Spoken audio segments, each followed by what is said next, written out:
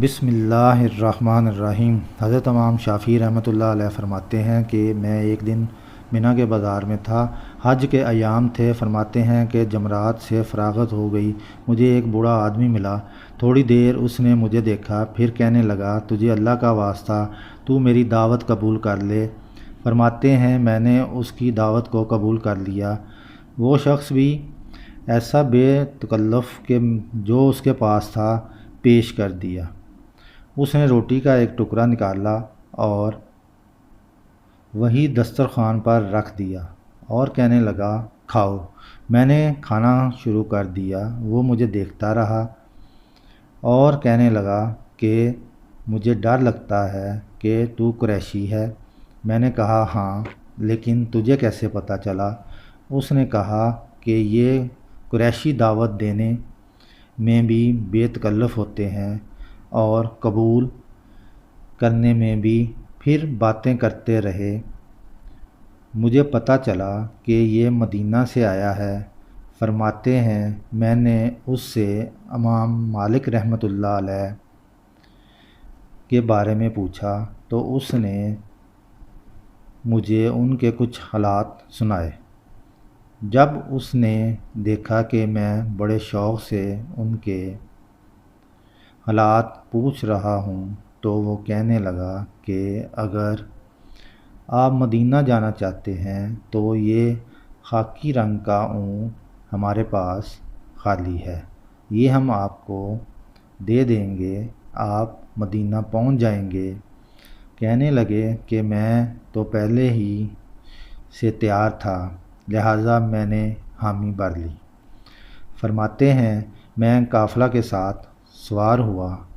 ہمیں راستے میں مکہ مکرمہ سے مدینہ منورہ پہنچنے میں 16 دن لگے اور اس دوران میں نے 16 قرآن مجید پڑھ لیے۔ سبحان اللہ!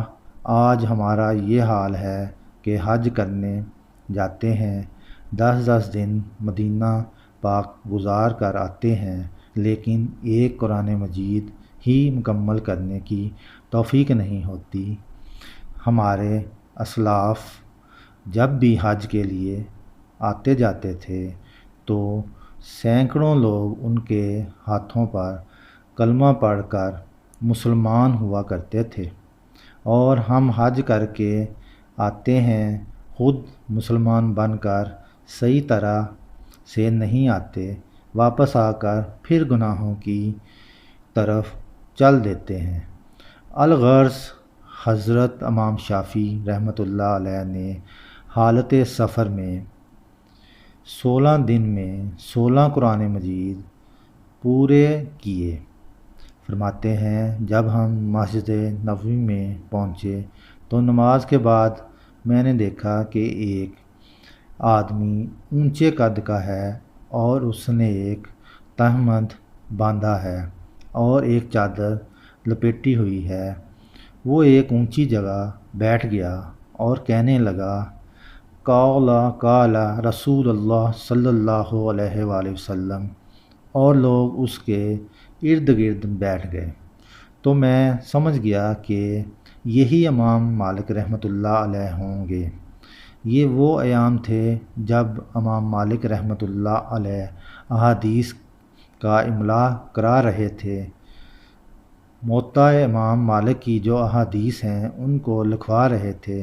میں نے ایک تنکا اٹھا لیا اور دل میں یہ سوچا کہ یہ میرا قلم ہے، اور ہاتھ سامنے کر لیا اور سوچا کہ یہ میرا کاغذ ہے، اور میں نے اپنی زبان سے اس تنکے کو زبان سے لگایا کہ جیسے میں اس کو سیاہی لگا رہا ہوں، اور ہتھیلی پر لکھنا شروع کر دیا۔ اب طلبہ کاغذوں پر لکھ رہے ہیں، چنانچہ میں نے بھی ان سے املا کی نسبت حاصل کرنے کے لیے ہتھیلی پر لکھنا شروع کر دیا۔ کہنے لگے اس دوران امام مالک رحمۃ اللہ علیہ نے میری طرف دیکھا۔ انہوں نے اس محفل میں 127 احادیث لکھوائیں۔ جب اگلی نماز کا وقت ہو گیا تو محفل برخاست ہو گئی، طلبہ چلے گئے۔ امام شافعی رحمۃ اللہ علیہ فرماتے ہیں کہ امام مالک رحمۃ اللہ علیہ نے مجھے دیکھا تو اپنی طرف بلایا اور مجھ سے کہا، تو آج نبی معلوم ہوتا ہے؟ میں نے کہا جی ہاں، میں مکہ مکرمہ سے آیا ہوں۔ کہنے لگے تو ہتھیلی پر کیا کر رہا تھا؟ میں نے کہا کہ میں احادیث لکھ رہا تھا۔ کہا کہ دکھاؤ۔ میں نے جو دکھایا تو ہتھیلی پر تو کچھ لکھا ہوا ہی نہیں تھا۔ انہوں نے کہا یہاں تو کچھ نہیں لکھا۔ میں نے کہا کہ حضرت نہ میرے پاس قلم تھا نہ کاغذ، میں نے تو آپ جو ملا لکھوا رہے تھے اس کی نسبت حاصل کرنے کے لیے ایک تنکے سے بیٹھا ہوا ہتھیلی پر لکھ رہا تھا۔ اس پر امام مالک رحمۃ اللہ علیہ بہت ناراض ہوئے کہ یہ تو حدیث پاک کے ادب کے خلاف ہے کہ تم نے اس طرح سے لکھا۔ میں نے کہا کہ حضرت میں تو ظاہری مناسبت کے لیے ہاتھ پر تنکا چلا رہا تھا، حقیقت میں تو احادیث پاک دل میں لکھ رہا تھا۔ کہتے ہیں کہ امام مالک رحمۃ اللہ علیہ نے فرمایا کہ اچھا، اگر تو دل میں لکھ رہا تھا تو مجھے چند روایتیں اس میں سے سناؤ تو میں نے تجھے جانوں۔ فرمانے لگے میں نے تو ان کو 1 سے لے کر 127 احادیثیں متن اور سند کے ساتھ سنا دیں۔ یہ علم 127 حدیثیں جس ترتیب سے لکھوائی تھیں تمام اس ترتیب پر ان کو سنا دیں۔ فرماتے ہیں امام مالک رحمۃ اللہ علیہ بڑے خوش ہوئے، کہنے لگے کہ اچھا اے نوجوان، تو میرا مہمان بن جا۔ اندھے کو کیا چاہیے 2 آنکھیں، میں تو پہلے ہی سے تیار تھا۔ میں نے کہا کہ حضرت میں تیار ہوں۔ امام مالک رحمۃ اللہ علیہ گھر تشریف لے گئے۔ امام مالک رحمۃ اللہ علیہ کے گھر میں ان کی بیٹیاں تھیں اور وہ عالمہ تھیں، احادیث کی حافظہ تھیں، قرآن مجید کی حافظہ تھیں، بہت متقیہ پاک صاف زندگی گزارنے والی عورتیں، حتیٰ کہ کتابوں میں لکھا ہے کہ اتنا علم رکھتی تھیں کہ امام مالک رحمۃ اللہ علیہ کئی مرتبہ احادیث کا درس مسجد نبوی میں دیتے۔ وہ پردے کے پیچھے بیٹھ کر حدیث کے درس میں شریک ہوتیں اور ان کا علم معیار اتنا اونچا تھا کہ کئی مرتبہ ان کا شاگرد جب کسی حدیث پاک کی تلاوت کرتا اور عبارت میں کہیں غلطی کرتا تو ان کی بیٹیاں لکڑی کے اوپر لکڑی مار کر آواز کرتیں، جس سے امام مالک رحمۃ اللہ علیہ سمجھ جاتے کہ پڑھنے والے نے غلطی کی ہے۔ امام مالک رحمۃ اللہ علیہ نے جا کر گھر میں بتایا کہ آج ایک عالم آ رہے ہیں اور وہ بڑے دانا ہے اور بڑا علم کا شوق ہے۔ وہ تو بہرحال امام شافعی رحمۃ اللہ علیہ تھے۔ انہوں نے گھر میں کھانے کا بڑا اہتمام کیا، بستر لگایا، مصلی بچھایا، لوٹا پانی کا بھر کر رکھا۔ امام مالک شافعی رحمۃ اللہ علیہ نے کھانا کھایا اور لیٹ گئے۔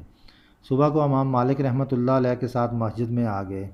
جب اشراق کی نماز پڑھ کر واپس گھر گئے تو امام مالک رحمۃ اللہ علیہ نے فرمایا کہ میری بیٹیوں کو آپ پر ایک اعتراض واقع ہوا ہے اور میں آپ سے پوچھتا ہوں۔ یہ سچے لوگ تھے، کھرے لوگ تھے، صاف بات کرتے تھے۔ فرمایا کہ یہ بچیاں کہہ رہی ہیں کہ ابو آپ نے تو یہ کہا تھا کہ یہ بڑے نیک اور اچھے انسان ہیں، لیکن ہمیں ان پر اشکال واقع ہوا ہے۔ پہلا اعتراض یہ ہے کہ جتنا کھانا ہم نے بنا کر بھیجا تھا وہ تو کئی آدمیوں کے لیے کافی تھا۔ ماشاءاللہ یہ اکیلے مہمان بالکل صاف ہو کر برتن واپس آئے ہیں، ہمیں دھونے کی بھی ضرورت پیش نہ آئی۔ دوسرا یہ کہ ہم نے مصلی بچھا رکھا اور پانی کا برتن بھر کر رکھا، لیکن جیسا مصلی بچھا تھا صبح کو ویسا ہی رکھا ہوا ملا اور پانی بھی جوں کا توں تھا، لگتا ہے تہجد کی نماز بھی نہیں پڑھی۔ اور پھر مسجد میں تو وضو کا انتظام بھی نہیں، لوگ گھروں سے وضو کر کے جاتے ہیں اور یہ اسی طرح آپ کے ساتھ اٹھ کر مسجد میں چلے گئے، پتہ نہیں نماز بھی انہوں نے کیسے پڑھی۔ یہ بات ہماری سمجھ سے بالاتر ہے۔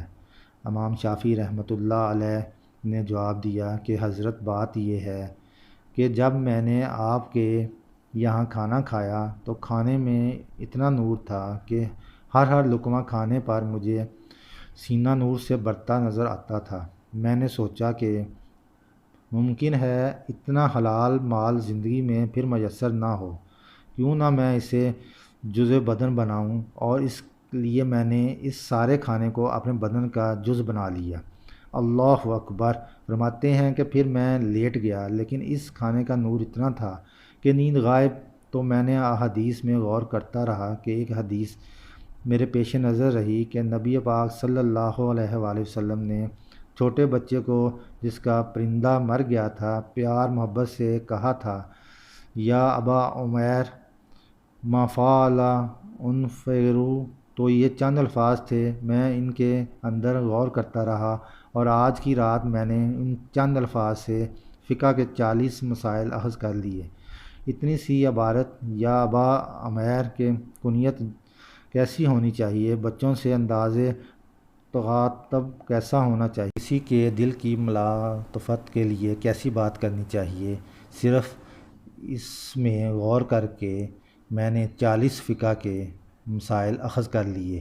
اور پھر فرمایا، چونکہ میرا وضو باقی تھا اس لیے میں اٹھا اور فجر کی نماز اسی وضو سے ادا کی۔ سبحان اللہ، ہمارے اسلاف کا یہ حال تھا۔ تو سب سے پہلا قدم علم حاصل کرنا اور دوسرا قدم اس علم کے اوپر عمل کرنا، لیکن عمل کرنے کے ساتھ کام ختم نہیں ہوتا، ایک قدم اور آگے اٹھانا ضروری ہے، اور اس کو کہتے ہیں اطلاس پیدا کرنا۔ دعا ہے کہ اللہ پاک ہمیں حضور صلی اللہ علیہ وآلہ وسلم کا سچا امتی بننے کی توفیق عطا فرمائے، آمین۔